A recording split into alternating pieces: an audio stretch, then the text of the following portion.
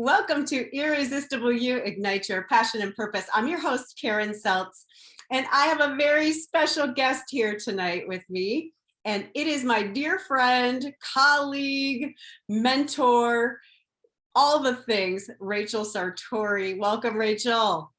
Hi, Karen. I am so glad to be here. Yeah, I was thinking what can we share with the audience? What could I share with the audience that would be fresh and unique? And you just popped into my head because I love what you do. I've been to your workshops and I know you have an upcoming workshop, and I wanted to share that, at least some of your magic with this audience here. So tell me and tell us, how did you get started on this topic of mindfulness? And tell us a little bit about your journey and your why, what's led you to this place? Yeah, I love this question because mindfulness is so central to the work that I do. And generally speaking, I refer to myself as a personal growth and transformation coach and facilitator. So it's a lot of inner work, the inner journey, healing childhood wounds, releasing false beliefs and connecting with our truth, all that good stuff. And what I experienced as I was on my own personal growth and transformation journey was that as these false beliefs started to surface, or as I became really aware of my intense emotions, I didn't know what to do with it.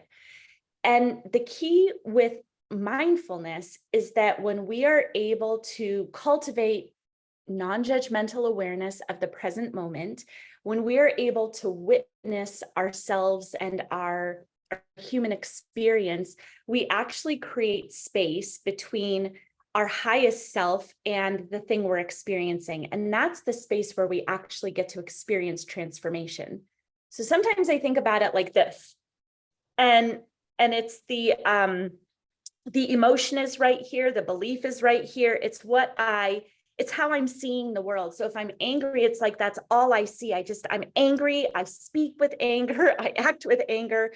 Or if I'm feeling insecure, I am the insecurity. So mindfulness, this practice of slowing down, gives space to actually witness that and say, oh, this is what I'm experiencing now. And it is different from who I am at my core. And so once we're able to create some space there, then we have an opportunity to work with it and have a different experience. So that is the key to why mindfulness is so important. It creates the space for transformation. Oh my gosh, I love that too, with the imagery of the mask or the belief. And what that reminds me of is, for so long, I wore a mask and I really thought I was the best actress in the world. And it turns out everybody knew what was really inside, what I was thinking. So I was wearing it on my face for all the world to see and thinking I was hiding it. So I love what you talk about, the non-judgment and, kind of looking outside as an observer at the experience without attaching or making it mean that, if I'm experiencing anxiety, that I am anxious, for example. Yeah, that's exactly right.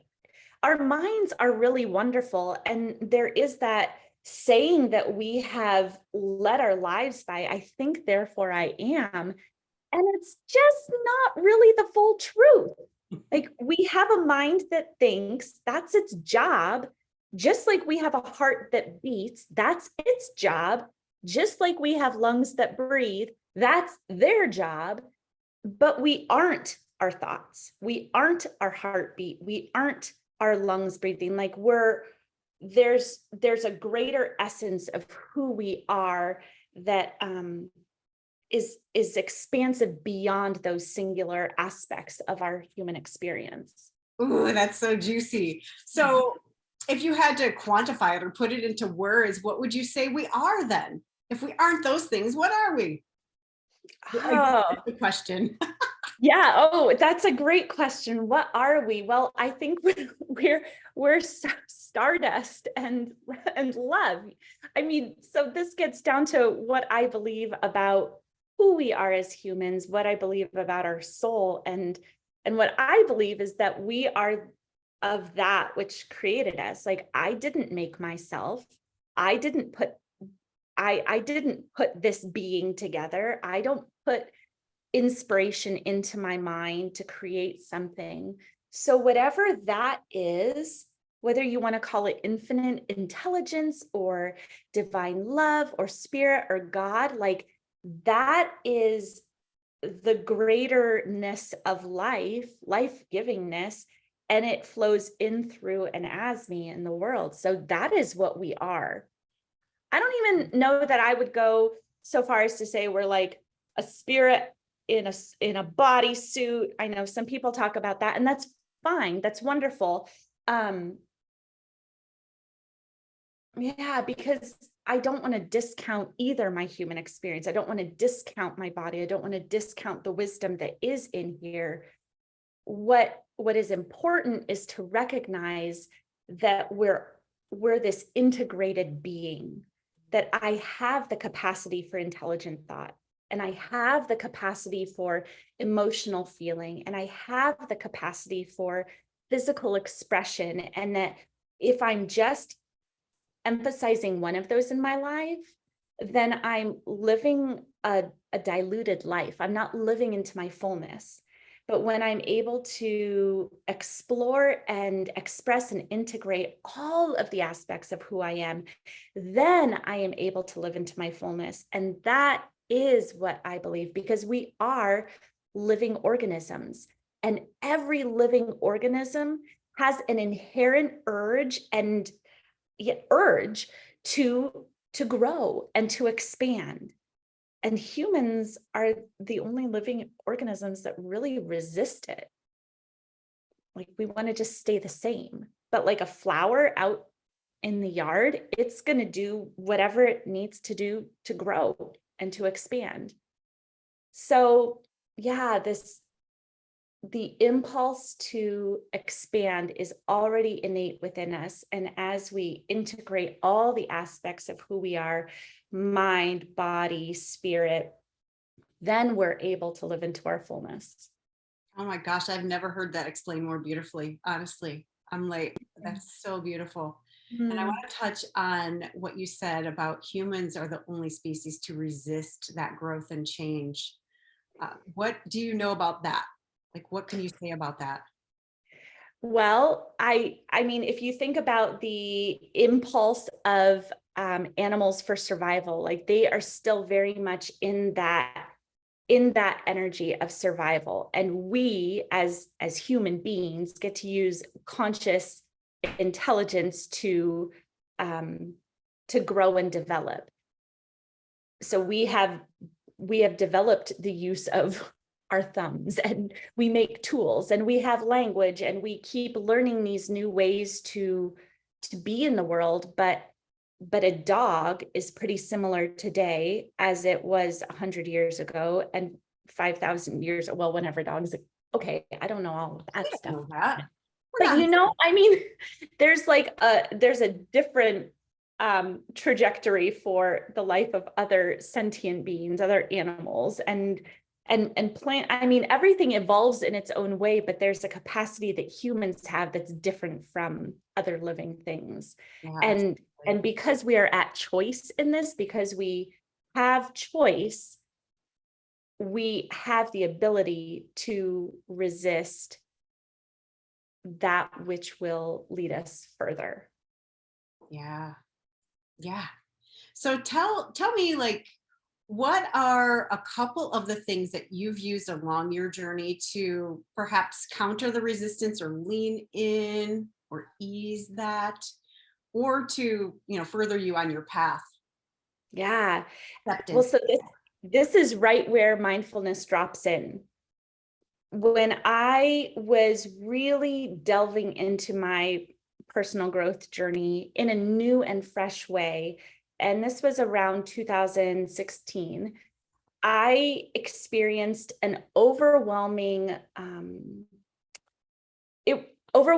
anxiety. I've always experienced anxiety. It's always kind of been a part of my life. but I always thought that it was because I was in a really stressful relationship or I was in a really stressful work environment. I thought it was situational. And that if that situation was different, then I would no longer have the anxiety. And at this point in 2016, I wasn't working. I was in a really healthy relationship. And the thing that was happening was that I was starting to really look inward at what was going on internally. And it gave that very tender part of me that was ready for healing an opportunity to come up into the light. So this anxiety was rising up and I didn't know what to do with it. And and for people who experience anxiety, it can be really overwhelming and it can show up in a lot of different ways. For me, it showed up like electricity running through my body. Like it felt like my skin was being electrocuted. And it was just like over sensation in my body. And then the looping thoughts that would just go and go and go and go. And I didn't know how to stop them. So what I noticed was that as I tuned into my body in the present moment, it slowed all of that down.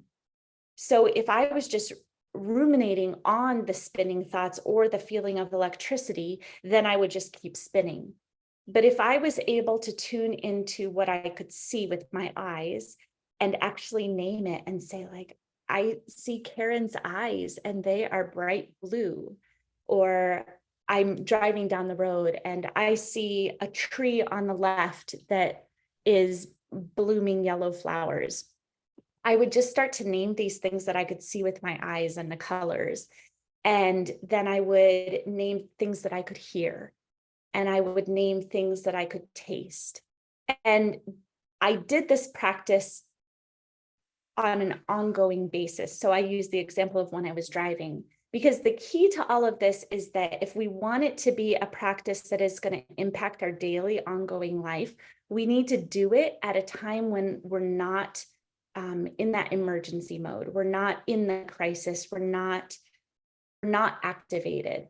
And so applying mindfulness on an ongoing basis became a huge part of my way forward.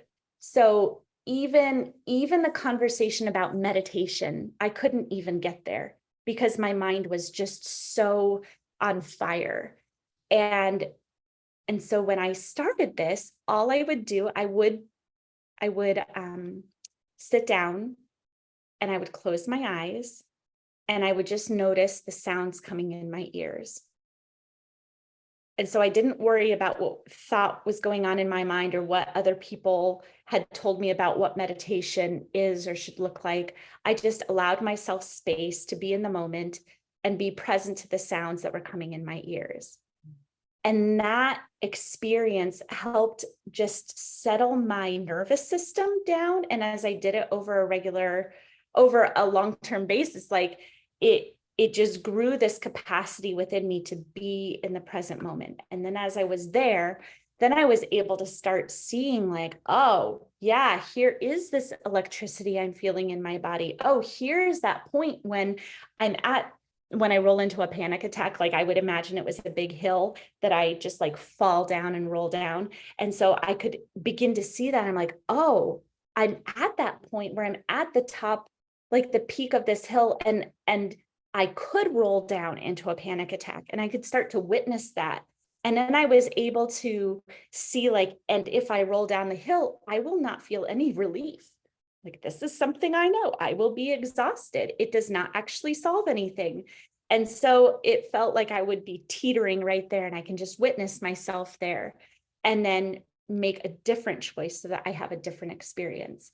And that's just a little example of how mindfulness really does create that space for transformation.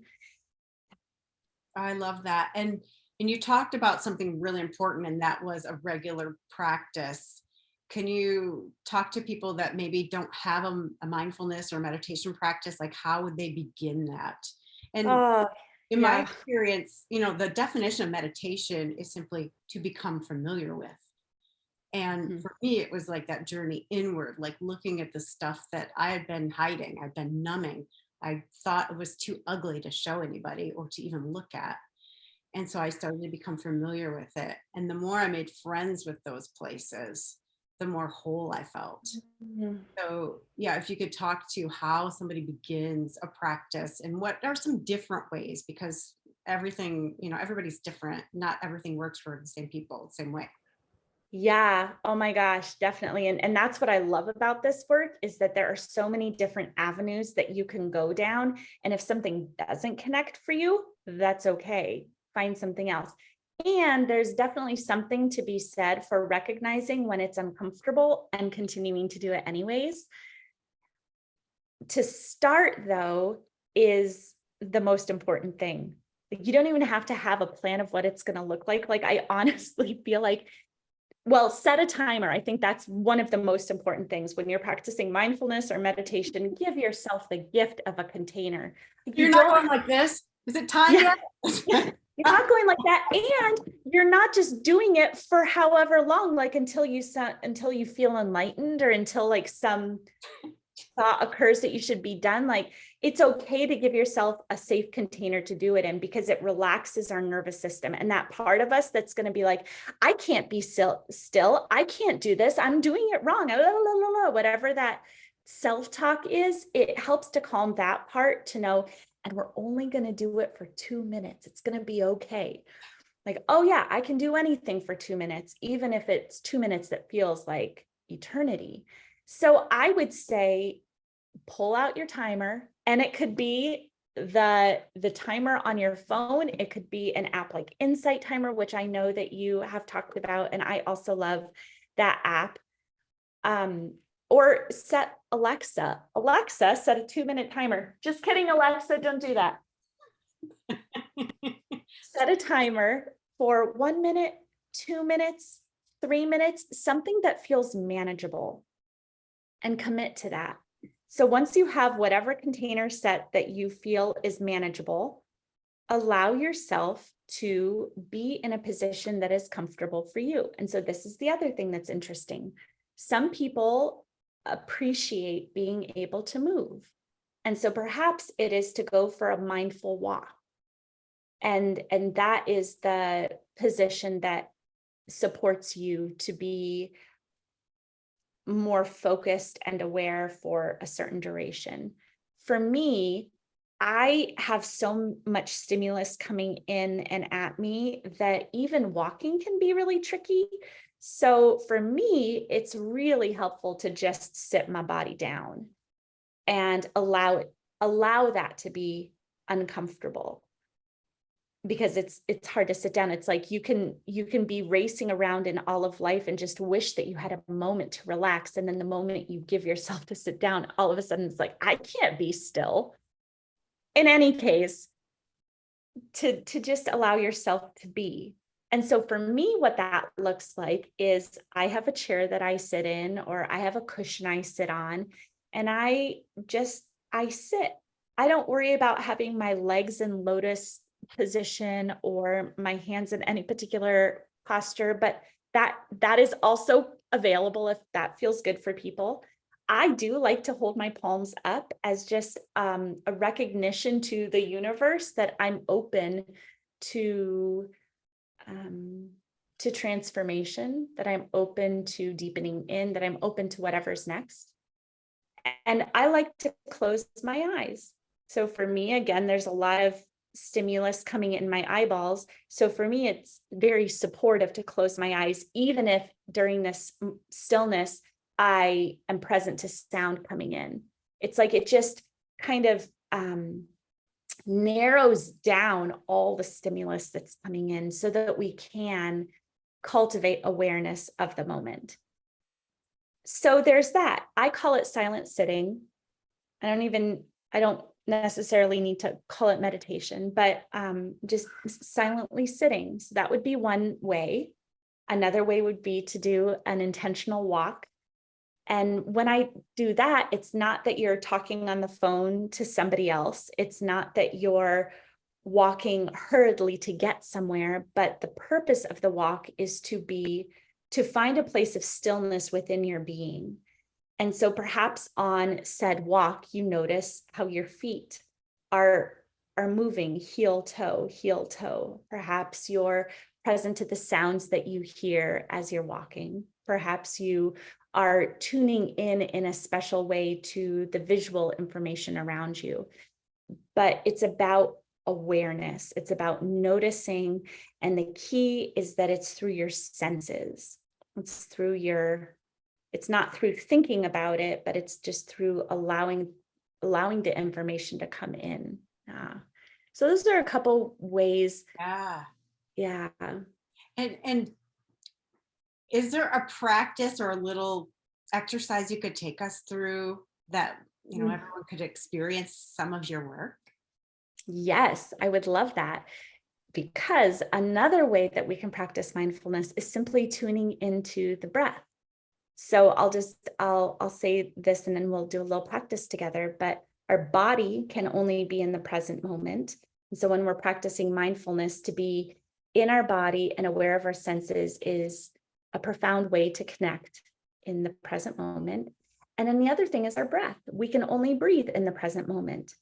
So both of these things, our body and our breath, we can't be yesterday, we can't breathe for yesterday, and we can't be in tomorrow, and we can't pre-breathe for tomorrow. We can only be right now in our body and with our breath. And so with that, simply tuning into our breath is one of the most powerful things we can do. I do want to add a little caveat here that if we have experienced intense trauma or experienced PTSD, sometimes connecting to our breath can actually feel really scary, or closing our eyes can feel really scary. And I just want to say that that's okay. That anytime you notice that fear rising up, to be really gentle with your body. So if you are ever, whether it's now or in a meditation class or somewhere else where somebody invites you to close your eyes and that fills you with panic, you don't have to do it. Just like let your eyes be softly open. Or if there's ever a time where somebody says, really connect with your breath, and that feels really scary for you, it's okay. Breathe through your mouth, allow your eyes to be open, and just be gentle with it. So I want to add that caveat on there, because when we start to turn inward and we start to see those places that we kind of wanted to keep hidden, it's a place of vulnerability and exposure. And even the practice of being mindfully aware in the present moment can bring its own vulnerability with it. Like, what am I going to notice if I slow down long enough and actually sit in this moment? What am I going to realize that I've been trying to hold at bay? What am I going to sense that is really not fun? And so this whole practice, above anything else, is about self-compassion and creating a space where you can be with yourself, with whatever is coming up, so that you can allow an opportunity to transform it and live into your fullest potential. Beautiful. And so with that, I invite you and our guests to, if it feels right for you, to gently close your eyes or just drop your gaze and just let your eyes even go a little bit fuzzy if they're open. And just notice your body finding a new stillness in this moment. So if your hands have been moving, perhaps allow them to just rest on your lap. You might notice an itchy spot. Just notice. Perhaps notice the temperature, the air on your skin. And then I invite you to become aware of your breath. Whether you're in the middle of an inhale or an exhale, just kind of catch up with your breath, like you're catching up with a friend who's walking down the sidewalk. And so just coming close to your breath. And feel the sensation of the air as it goes in through your nostrils or perhaps through your mouth. Notice the sensation as your lungs expand. And then follow the breath as you exhale. Just feeling your lungs as they release the oxygen, feeling the air as it leaves your nostrils or your mouth. And then follow the new breath in. Perhaps even see the air as it's flowing up through your nasal cavity and down into your lungs. And then following it again as it rises back up and out. And if your mind starts thinking about something, that's okay. You just notice. And then come back to the sensation of your breath in your nostrils, filling your lungs, and then exhaling back out. And then just follow one more breath cycle through at your own pace, perhaps even playing with elongating your breath. And exhaling out gently. And then allowing your eyes to gently open and reconnect with this shared space here. And simply noticing what it is like in your physical experience. So for myself, I just noticed that I feel a settling, as if there was a jar of dirty water and it was all shaken up. And then it's just been able to sit and the dust particles can start to fall down to the ground. Mm. And so that's like a grounding experience. Yeah, and that only took a couple minutes. So Yeah. that's what I really love when people are starting. I love guided meditations. Even now, I do them a lot because, my mind goes all over the place. It used to a lot more, but it gives your mind something to concentrate on. And just listening to your voice, Rachel, you're a natural at this. And it was so calming and so grounding. And it only takes a few minutes. So I encourage everybody to, do you have any meditations you do or not yet? That are available. Okay. So they will be coming. There are some, I don't think they're on my new website just yet. So I need to put them on. They're coming. All right. I want to talk a little bit about your masterclass before we are out of time here. So you have this exciting masterclass coming up and I'm jazzed for it. And I would love for you to talk about it. Like what's it for? What's it called? Yeah. So I am often asked, what if there was one thing, Rachel, that you would suggest or recommend for people who really want to experience a change in their life? Like, what would it be? And the answer is slow the fuck down. So I do swear when I get really passionate about things, but it's to slow down, like just really slow down. We have all the information actually that we need out there. And what is important is to start integrating it and doing it. And it starts with slowing down. So this is the masterclass. This is what the whole masterclass is about, is slow the fuck down. Awesome. And I will be teaching the general pieces of what mindfulness is, of how it actually impacts our bodies, because there are a lot of studies that have been done about how mindfulness actually rewires our brain.